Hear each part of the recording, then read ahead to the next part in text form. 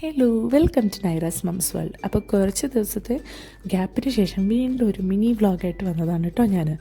അപ്പോൾ എന്തായിരുന്നു ആ ഗ്യാപ്പ് എടുക്കാൻ കാരണം എന്നുള്ളത് നിങ്ങൾക്ക് ചെറിയതായിട്ടെങ്കിലും എൻ്റെ സൗണ്ട് കേൾക്കുമ്പോൾ മനസ്സിലാവുന്നുണ്ടാവുമല്ലോ അല്ലേ. ഇവിടെ വെതർ ചേഞ്ച് വരുന്നത് കാരണം നമുക്കെല്ലാവർക്കും എല്ലാ സമയത്തും ഇങ്ങനെ വെതർ ചേഞ്ച് വരുമ്പോൾ വെയ്യായ വരാറുണ്ട്. അങ്ങനെ ഒരു വെയ്യായ വന്ന് പെട്ടതാണ്. പക്ഷേ ഇതുവരെയും എന്നെ വിട്ട് പോയിട്ടില്ല പുള്ളി. ഇവിടെ തന്നെ ചുറ്റിപ്പറ്റി ഇങ്ങനെ നിന്നുകൊണ്ടിരിക്കുകയാണ്. സൗണ്ട് പോക്കും, ത്രോട്ട് പെയിനും, ജലദോഷം, ചെറിയ രീതിയിൽ പനിയും അങ്ങനെ ഇനി ഇല്ലാത്തതായിട്ട് ഒന്നുമില്ല എന്ന് വേണം പറയാൻ. ഒട്ടും ഓക്കെ ആയിരുന്നൊരു സ്റ്റേജിലായിരുന്നല്ലോ ഈ കഴിഞ്ഞ കുറച്ച് ദിവസങ്ങളായിട്ട് പോയിക്കൊണ്ടിരുന്നത്. അപ്പോൾ ഇപ്പോൾ ചെറുതായിട്ട് എൻ്റെ സൗണ്ടിലോട്ട് ഇങ്ങനെ തിരിച്ച് വരുന്നതെന്നും സൗണ്ട് ഇങ്ങനെ വലിയ സ്ട്രെയിൻ ഇല്ലാണ്ട് സംസാരിക്കാൻ പറ്റുന്നു എന്ന് കണ്ടതുകൊണ്ട് മാത്രം എടുത്തൊരു വ്ളോഗായിരുന്നു കേട്ടോ ഇത്. അതുകൊണ്ട് മാത്രം ചെയ്തൊരു വോയിസ് ഓവറാണ്. അപ്പോൾ ഇതെന്ന് പറയുന്നത് ഒരു ബുധനാഴ്ച രാത്രി എന്ന് പറയുമ്പോൾ ഒരു വൈകുന്നേരം തൊട്ട് രാത്രി വരെയുള്ള ചെറിയ വീഡിയോ ആണ് കേട്ടോ. ഇതിലെവിടെയും തന്നെ നിങ്ങൾക്ക് സൈഷനെ കാണാൻ പറ്റില്ല. സൈഷനെ ഫ്രണ്ട്സിനൂടെ പുറത്ത് പോയതായിരുന്നു കേട്ടോ. അപ്പം ഞാനും കനിമോളും മാത്രമായിട്ടുള്ളൊരു കുറച്ച് നേരം, അല്ലെങ്കിൽ ഞങ്ങൾ മാത്രമാണെങ്കിലും സൈഷനം വേണ്ട സമയത്ത് ഇല്ലാത്തതിനാലും പിന്നെ നെക്സ്റ്റ് ഡേ നമുക്ക് ഒരു വീക്കെൻഡ് ആയതുകൊണ്ടും, വീക്കെൻഡ് എന്നല്ല നമുക്ക് ലേബേഴ്സ് ഡേ പ്രമാണിച്ച് ലീവ് ഉള്ളത് കൊണ്ടും വലിയ ടെൻഷനൊന്നുമില്ല. അപ്പം ഞാൻ കുറച്ച് കാര്യങ്ങൾ ഒന്ന് ഹെൽത്ത് ഓക്കെ ആയിട്ട് നമുക്ക് ചെയ്യാമെന്നും പറഞ്ഞ് പെൻഡിങ്ങിൽ നിന്നിരുന്ന കുറച്ച് കാര്യങ്ങൾ ഇന്ന് ചെയ്യാമെന്ന് വിചാരിച്ചു. അപ്പോൾ ആ ചെയ്യുന്ന കൂട്ടത്തിൽ അതൊക്കെ ഒരു വ്ളോഗ് പോലെ എടുത്ത് വെക്കുകയും ചെയ്തു.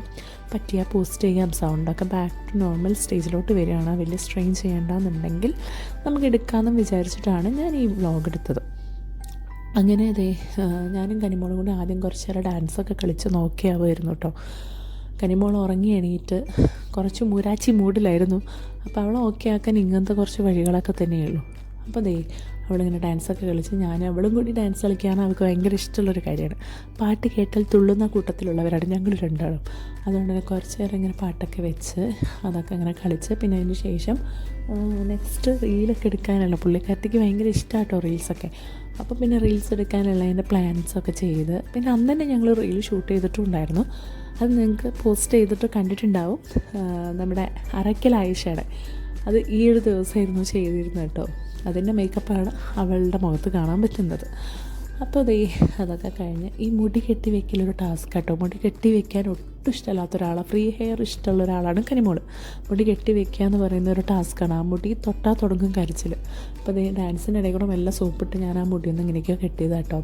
ഈ പാട്ട് നിങ്ങൾക്ക് മനസ്സിലായിട്ടുണ്ടാവില്ലേ? ചുമ്മാ അതവിടെ കണ്ടപ്പോൾ ഞങ്ങൾ ട്രൈ ചെയ്തതാട്ടോ. അതിൻ്റെ ഇടയിൽ പുതിയ റീൽസ് എന്തെങ്കിലും ഉണ്ടെങ്കിൽ അത് ചെയ്ത് നോക്കാമെന്നൊക്കെ ഇങ്ങനെ ചുമ്മാ ഞങ്ങൾ രണ്ടാളും അങ്ങോട്ടും ഇങ്ങോട്ടും പറഞ്ഞുകൊണ്ടിരിക്കുക. അങ്ങനെ ഡാൻസ് കാര്യമായിട്ട് അവളവിടെ പ്രാക്ടീസ് ചെയ്തുകൊണ്ടിരിക്കുന്നത്. കളിക്കുമില്ലെന്നൊന്നും ഞങ്ങൾക്കറിയില്ല, പക്ഷേ വെറുതെ ചുമ്മാ ഒരു രസത്തിന് ഞങ്ങളവിടെ പ്രാക്ടീസ് ചെയ്തുകൊണ്ടിരിക്കാം. അപ്പം ഞാൻ പറഞ്ഞല്ലോ, കുറച്ച് നാളായിട്ട് ഞാൻ ഇവിടെ പണികൾ കാര്യമായിട്ട് കുക്കിംഗ് അല്ലാണ്ട് പിന്നെ ചെറിയ രീതിയിലുള്ള ക്ലീനിങ്ങും പരിപാടിയും അല്ലാണ്ട് വേറെ ഒന്നും എനിക്ക് ചെയ്യാൻ പറ്റിയിട്ടുണ്ടായിരുന്നില്ല. അച്ഛനും അമ്മയും ഇവിടെ വന്ന സമയത്ത് ഈ റൂം കംപ്ലീറ്റ് ആയിട്ടും ഞാൻ അച്ഛനും അമ്മയ്ക്കും മൊത്തമായിട്ടാണ് കൊടുത്തിരുന്നത്. അപ്പോൾ കുറേ വർക്ക് പെൻഡിങ്ങിലുണ്ടായിരുന്നു കേട്ടോ. വേറെ ഒന്നുമല്ല, നമുക്ക് ഈ വാർഡ്രോബ് സെക്ഷനൊക്കെ ക്ലിയർ ചെയ്യാനുണ്ടായിരുന്നു. അപ്പോൾ അങ്ങനത്തെ കാര്യങ്ങളൊക്കെ ആയിട്ടുള്ളൊരു ദിവസമായിരുന്നു ഇത്. അപ്പോൾ കരിമോൾ ഹെൽപ്പ് ചെയ്യാൻ കൂടിയിട്ടുണ്ട് കേട്ടോ. അവൾക്ക് ഇങ്ങനെ എടുത്ത് വെക്കുമ്പോൾ ചില സമയത്ത് കേട്ടോ, എപ്പോഴൊന്നും ഞാൻ പറയുന്നില്ല, ചില ദിവസങ്ങളിൽ ചില സമയത്ത് അവൾക്ക് ഇങ്ങനെ എടുത്ത് വെക്കുകയാണെങ്കിൽ ഞാൻ ഹെൽപ്പ് ചെയ്യാമെന്നൊക്കെ പറഞ്ഞു വരും. അങ്ങനെ ചില പണികളൊക്കെ ചെയ്യുന്നത് കാണുമ്പോൾ വരാറുണ്ട് കേട്ടോ. അപ്പം ഞാനതിനെ വേണ്ടാന്ന് പറഞ്ഞ് ഞാൻ വല്ലാതെ ഇതാക്കാറില്ല. കാരണം അവൾക്ക് ഇഷ്ടമുള്ളതുകൊണ്ട് തന്നെ അവളുടെ സ്ക്രീൻ ടൈം കുറയ്ക്കാൻ പറ്റുന്നൊരു സമയം കൂടിയാണല്ലോ. അപ്പോൾ കുറച്ച് നേരമൊക്കെ എൻ്റെ പിന്നാലെ നടന്ന് ഇങ്ങനെ ക്ലീനിങ്ങിലൊക്കെ ഏർപ്പെടും. പിന്നെ എനിക്ക് അവിടെ വന്ന ആ ക്ലീനിങ്, ഞാൻ ക്ലീൻ ചെയ്ത ഏരിയ തന്നെ എനിക്ക് വീണ്ടും അത് വളരെ നല്ല രീതിയിൽ രണ്ടാം പണി തരാനും ഇവൾ വളരെ നല്ലോണം ഉഷാറാണ്. അപ്പോൾ അതുകൊണ്ട് തന്നെ കുറച്ച് നേരമൊക്കെ എന്നെ ഹെൽപ്പ് ചെയ്തു. അവളുടെ ഡ്രസ്സൊക്കെ എടുത്ത് വെച്ചു. ശേഷം ഞാൻ ഇതേപോലെ തോരട്ട് മടക്കി വെച്ച ഡ്രസ്സെല്ലാം അതത് പൊസിഷനിൽ വെക്കാമെന്ന് വെച്ച് ഞാൻ ചെയ്തുകൊണ്ടിരിക്കുകയായിരുന്നു കേട്ടോ. ആ ചെയ്ത് ബാക്കി സെക്ഷൻസൊക്കെ ഇങ്ങനെ ക്ലിയർ ചെയ്തുകൊണ്ടിരിക്കുകയാണ്. ഇതായി എൻ്റെ ഭാഗം തന്നെ കേട്ടോ ഇതൊക്കെ ഇങ്ങനെ ക്ലീൻ ചെയ്തുകൊണ്ടിരിക്കുക. ഇവിടെ ഒന്നും വലിയ മോശമൊന്നുമില്ല. ഞാൻ അത്യാവശ്യം കുഴപ്പമില്ലാത്ത രീതിയിലാണ് ഞാൻ എൻ്റെ വാർഡ്രോബ് മെയിൻറ്റെയിൻ ചെയ്ത് പോകാറുള്ളത്. പക്ഷേ ഈ വീട്ടിൽ വേറൊരാൾ വാർഡ്രോബ് എത്ര നമ്മൾ ക്ലീൻ ചെയ്ത് കഴിഞ്ഞാലും വീണ്ടും നമുക്ക് ടാസ്ക് തരുന്ന ഒരാളുണ്ട്. ആ ആളുടെ സെക്ഷൻ ഞാനങ്ങ് തുറന്നപ്പോൾ ഞാൻ സത്യം പറഞ്ഞാൽ ബോധം കിട്ടിയിരുന്നു കേട്ടോ. ഞാൻ കുറച്ചായിട്ടേക്ക് വയ്യാത്തതുകൊണ്ട് ഈ സെക്ഷനൊന്നും അങ്ങനെ തൊടാൻ പോയിരുന്നില്ല. അപ്പോൾ പിന്നെ എന്നാൽ പിടിയാൽ ഇതങ്ങ് ക്ലീൻ ചെയ്യാൻ വിചാരിച്ചു. അങ്ങനെ ഉള്ള എല്ലാ ഡ്രസ്സുകളും പുറത്തേക്ക് ഇറക്കി പിന്നെ മൊത്തം ക്ലീൻ ചെയ്താണ്ട് ഉള്ളിലേക്ക് കയറ്റുന്ന ഭാഗമാണ് നിങ്ങൾക്ക് ഇവിടെ കാണാൻ പറ്റുക. എല്ലാവരുടെ വീട്ടിലും ഇങ്ങനെ തന്നെയാവില്ലേ കൂടുതലും.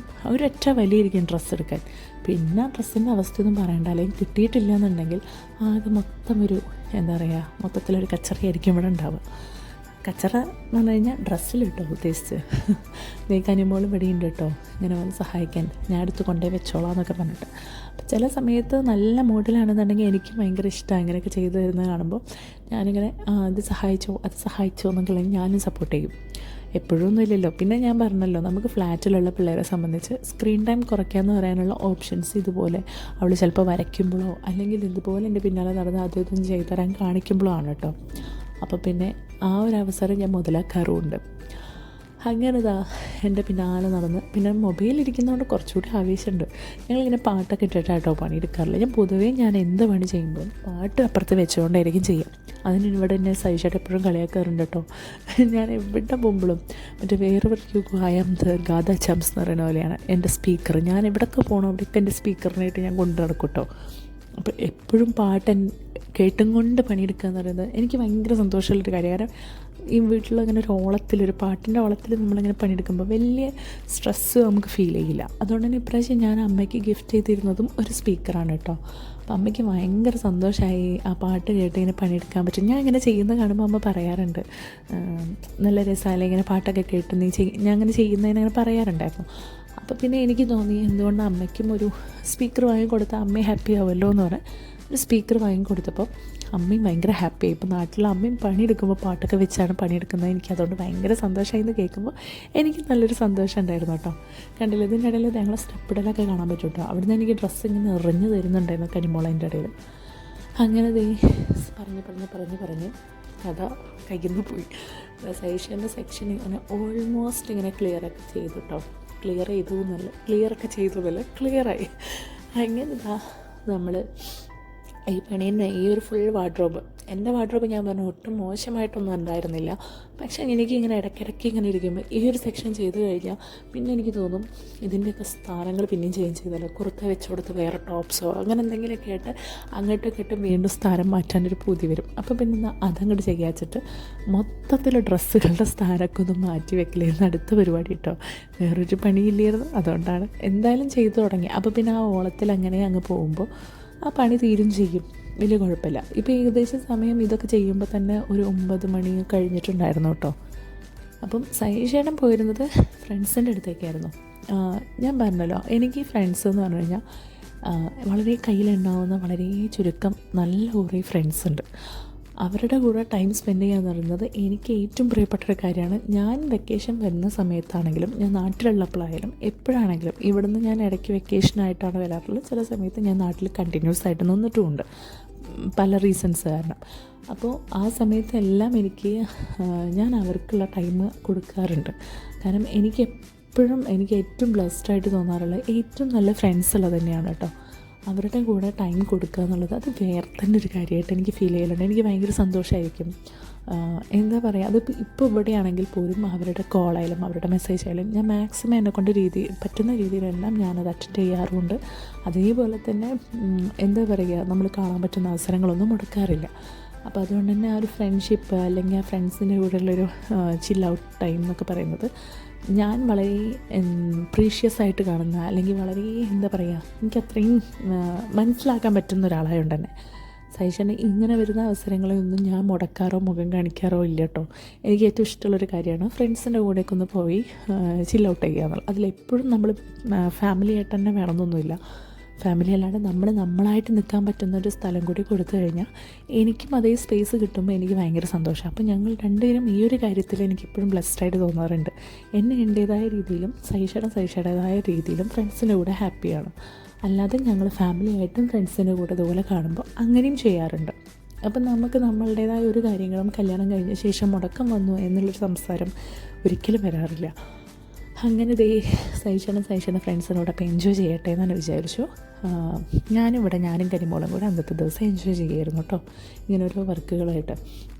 അപ്പോൾ അമ്മയും അച്ഛനും ഇവിടെ പോണ സമയത്ത് കുറച്ച് ഡ്രസ്സ് ഇവിടെ വെച്ചിട്ടായിരുന്നു പോയിരുന്നത്. അപ്പോൾ അതൊക്കെ ഒന്ന് മടക്കി ഉള്ളിൽ കയറ്റി കഴിഞ്ഞാൽ ഫുൾ സെക്ഷനും കംപ്ലീറ്റ് ആകുമല്ലോ. അങ്ങനെ എല്ലാം ട്രോളികളിൽ കയറ്റലാണ് എൻ്റെ പതിവ് കേട്ടോ. ഇവിടെ മൊത്തം നമുക്കിങ്ങനെ എന്താ പറയുക, എല്ലാം കൂടി അലക്കുടുക്കാക്കുന്നതിനേക്കാൾ നല്ല കുറച്ച് സാധനങ്ങളൊക്കെ നമുക്കത്ര ആവശ്യമില്ലാത്ത ഡ്രസ്സും കാര്യങ്ങളൊക്കെ ആണെങ്കിൽ ഞാനത് ട്രോളിനുള്ളിലാണ് സ്റ്റോർ ചെയ്യാറുള്ളൂ കേട്ടോ. ആവശ്യം വരുമ്പോൾ എടുത്താൽ മതിയല്ലോ എന്നുള്ള ഐറ്റംസൊക്കെ. അങ്ങനെ മൊത്തം ക്ലിയറായി. ഇനി ഞാൻ കാണിച്ചു തരാം കേട്ടോ, ക്ലീൻ ചെയ്ത് തരിക. ഇതൊക്കെ എൻ്റെ സെക്ഷനാണ് കേട്ടോ. പിന്നെ ഇതും എൻ്റെ സെക്ഷനും സെഷൻ്റെ സെക്ഷനും കൂടിയാണ്. മൊത്തത്തിലൊന്ന് അങ്ങ് റെഡിയാക്കി വെച്ചിട്ടുണ്ട് കേട്ടോ.